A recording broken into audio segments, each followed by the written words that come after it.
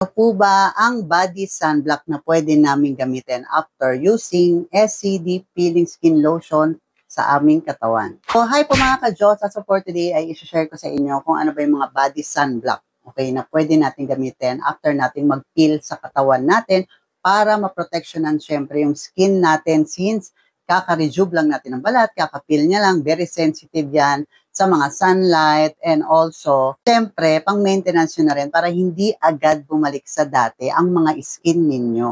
On SCD, we only have two body sunblock, and that is the SCD Sunblock Lotion Ultimate Protection SPF 70, and also the SCD Sunblock Lotion Body Makeup SPF 70 din po siya.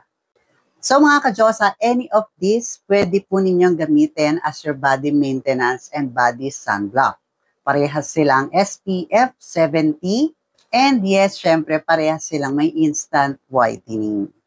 Okay, ano ba ang pinagkaiba ni Sunblock Lotion Ultimate Protection kay body makeup? Kung hawak ko ngayon, si SCD Sunblock Lotion Ultimate Protection ay may SPF 70, meron siyang white cast, meron din siyang cooling effect. Okay, so malamig po siya sa balat. Okay na okay to kapag lalo na't nasa beach kayo kasi mainit ang panahon. Meron itong cooling effect.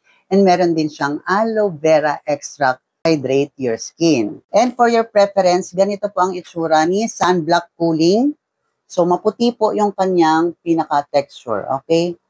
So ayan, this is blendable, hindi siya malagkit, and fast drying po ito. So, ganyan yung itsura ni Sunblock Cooling for your preference. And this is SCD Sunblock Lotion Body Makeup. This is also SPF 70. So, same lang sila ni Cooling. But this one naman is a body makeup. So, pwede ninyo itong gamitin kapag hindi kayo confident sa skin ninyo, gusto niyo yung parang glowing ang balat ninyo, alam mo yung mga body makeup, pero this is not a foundation, okay? To be honest, kapag may mga events ako at meron akong sinasalihang mga pageant, ito po yung ginagamit kong body sunblock. It also has aloe vera extract rin, and meron din siyang glittery effect.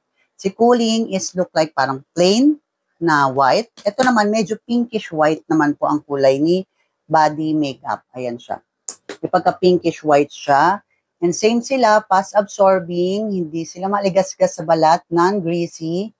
So ayan, medyo pinkish tong isa. At kung makikita niyo yan sa personal, so ayan, blendable yan ha. Pinapakita ko lang sa inyo para hindi mag-blur out sa camera. So it's blendable. Ayan. Okay, so ito yung wala, ito yung meron. Instant whitening, meron din siya, okay? Because this is a body makeup. And sa personal, may makikita kayong parang mga micro glittery effect. Sobrang ganda. And the last thing, you can use this both, kahit alin po dito, sa inyong muka or sa inyong katawan man. So we can use this on our face and body. So yun lang mga ka-Diyosa. Hopefully nakatulong ang video na ito sa inyo. And for more product knowledge and video tutorials, don't forget to follow my TikTok account, RC Diyosa. Bye-bye!